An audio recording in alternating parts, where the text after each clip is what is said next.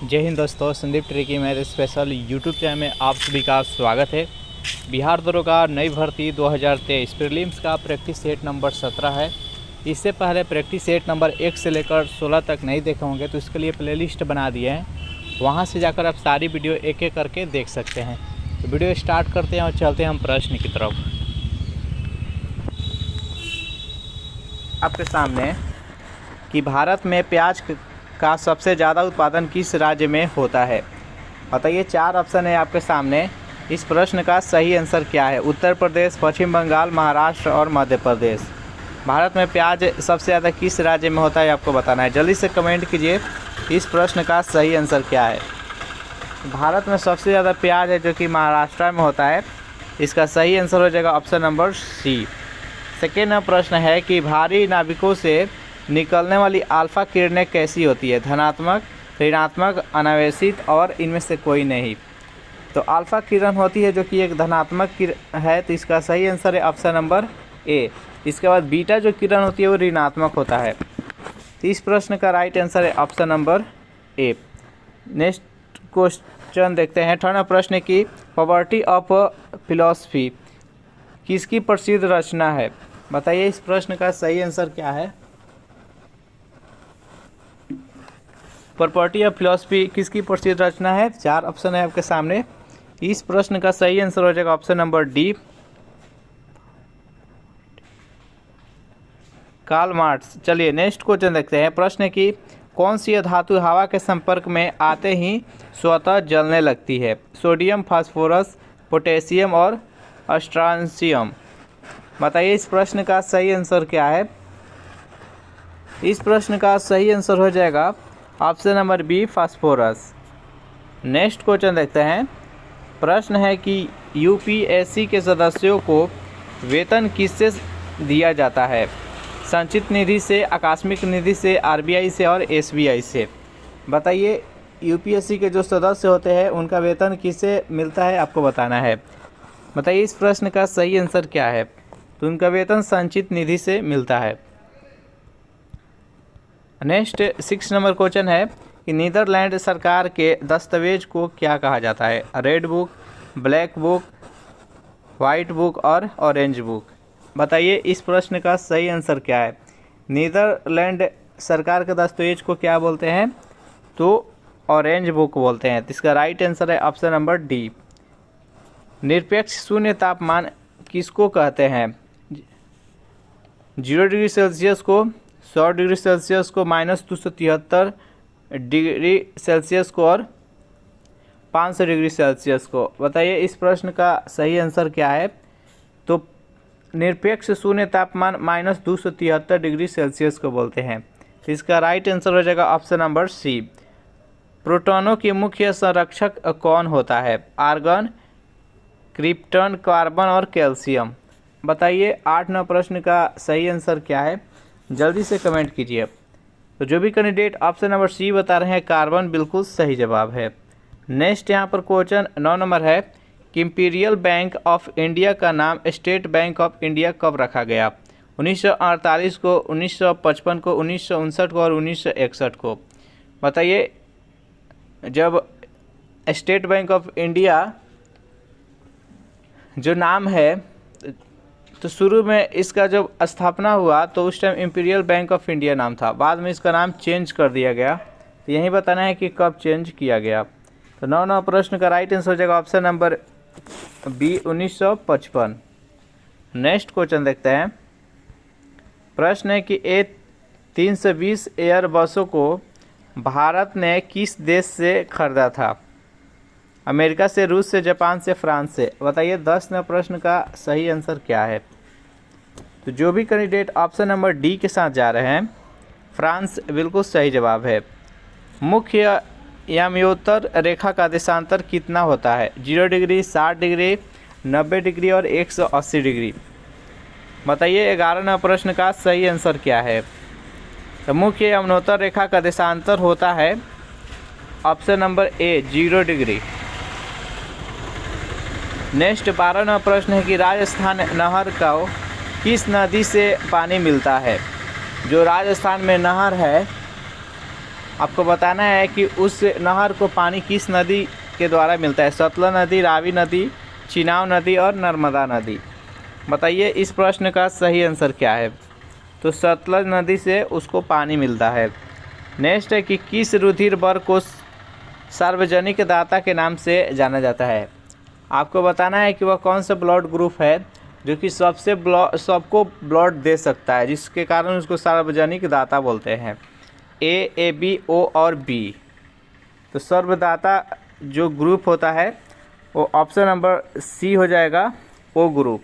ये सभी को ब्लड दे सकता है। और ए बी है जो कि सर्वग्राही, यानी सभी से ये ब्लड ले सकता है। नेक्स्ट है कि कॉफ़ी अनाज किस देश के है। कॉफ़ी अनाज आपको बताना है कि ये किस देश का है। बताइए, 4 ऑप्शन है आपके सामने। मिस्र, दक्षिण कोरिया, पेरू और घाना। बताइए 14वां प्रश्न का राइट आंसर क्या है। इसका सही आंसर हो जाएगा ऑप्शन नंबर डी, घाना। नेक्स्ट है कि संयुक्त राष्ट्र संघ के दूसरे महासचिव कौन थे। 4 ऑप्शन है आपके सामने। बताइए इस चारों ऑप्शन में से सही आंसर कौन सा है।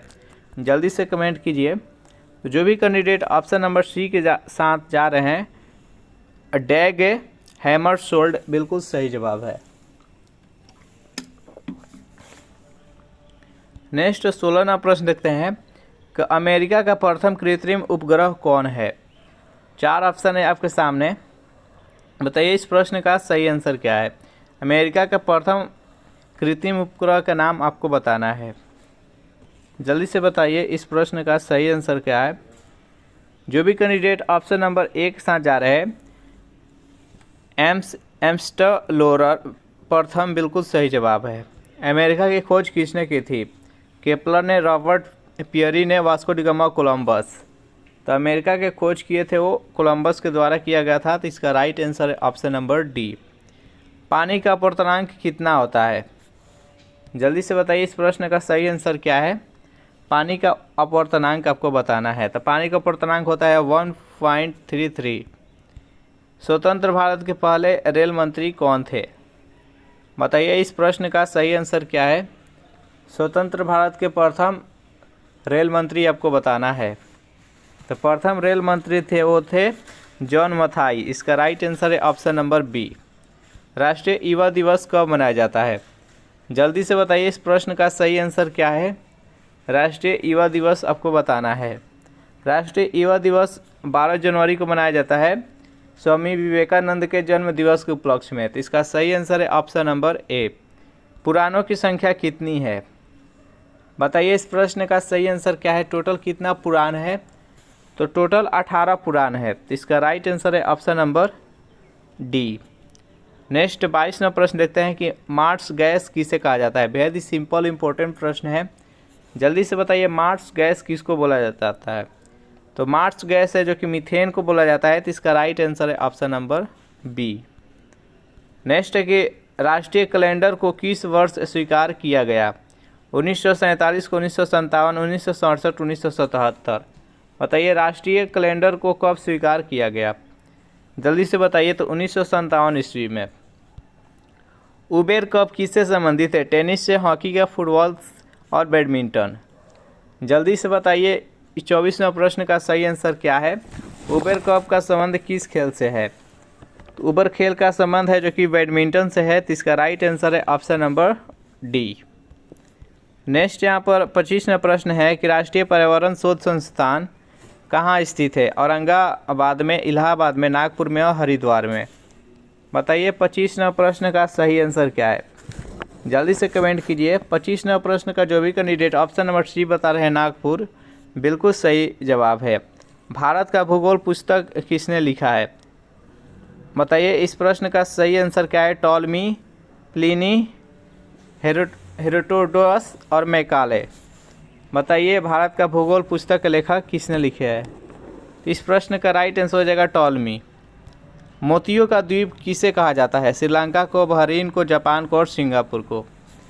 बताइए इस प्रश्न का राइट आंसर क्या है। मोतियों का द्वीप किस देश को कहा जाता है।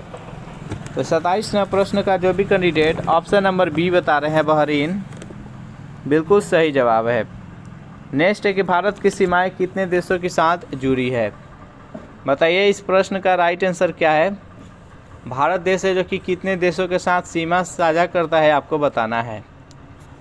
28वां प्रश्न का सही आंसर हो जाएगा ऑप्शन नंबर सी, टोटल 7। अगर काउंट करें तो एक पाकिस्तान, उसके बाद अफ़गानिस्तान, उसके बाद से चीन के बाद से नेपाल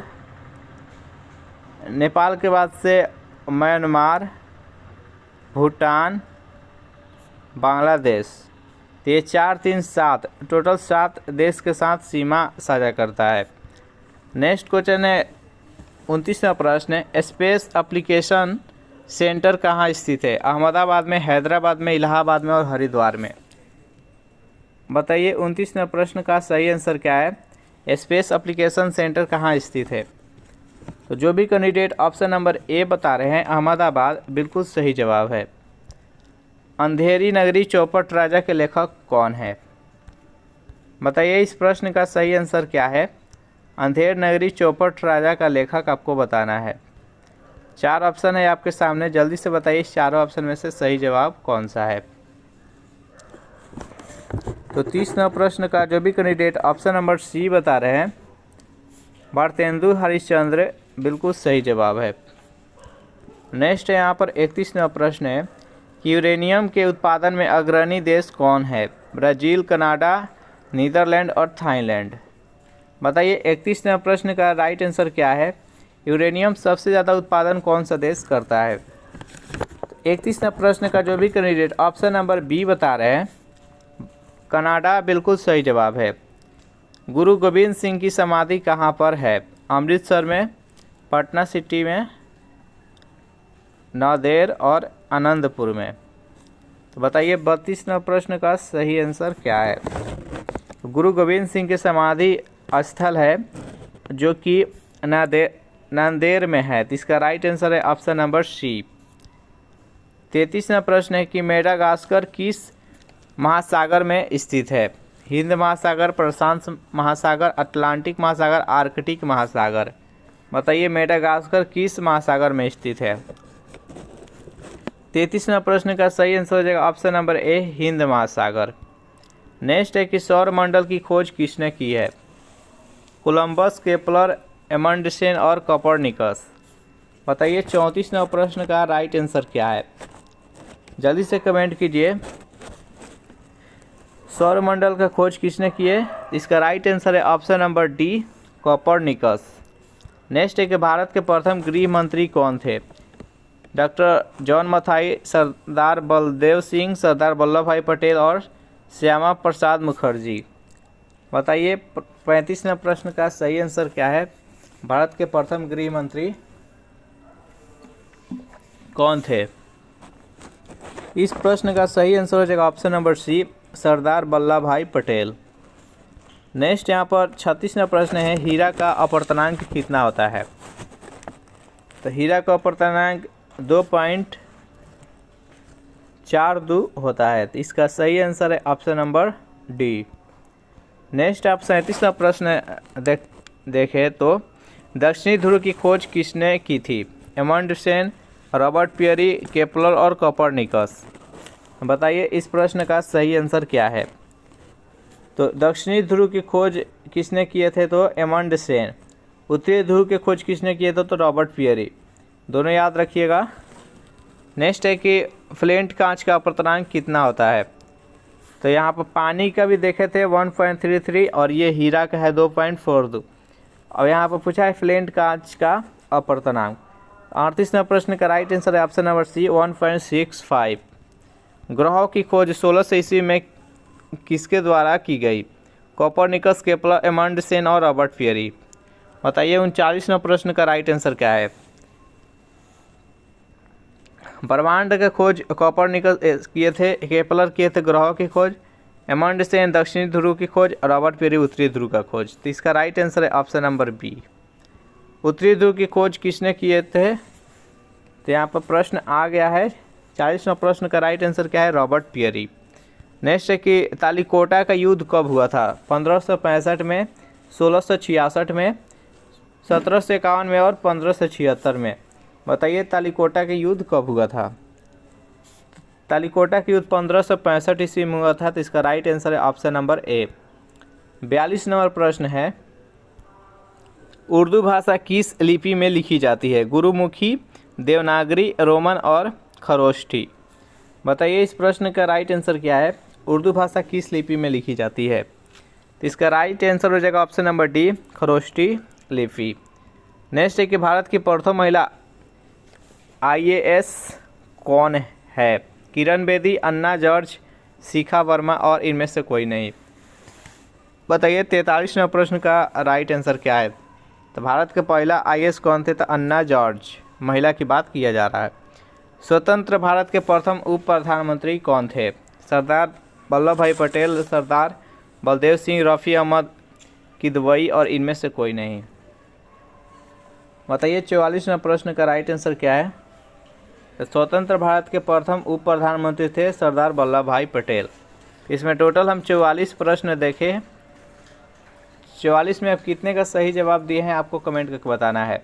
अगर आपको इसका PDF चाहिए तो उसके लिए टेलीग्राम ग्रुप बना रखे हैं, वहाँ जाकर ज्वाइन कर लीजिएगा। टेलीग्राम का लिंक इसी वीडियो के नीचे डिस्क्रिप्शन में मिल जाएगा। वहाँ पर इसका PDF डाल दिया जाएगा, वहाँ से आकर आप डाउनलोड कर सकते हैं। वीडियो आपको अच्छा लगा तो वीडियो को लाइक कर दे, अपने दोस्तों के पास शेयर कर दे और इस चैनल से पहली बार जुड़े हैं तो इस चैनल को सब्सक्राइब कर ले। Thanks for watching this video. मिलते हैं नेक्स्ट वीडियो में।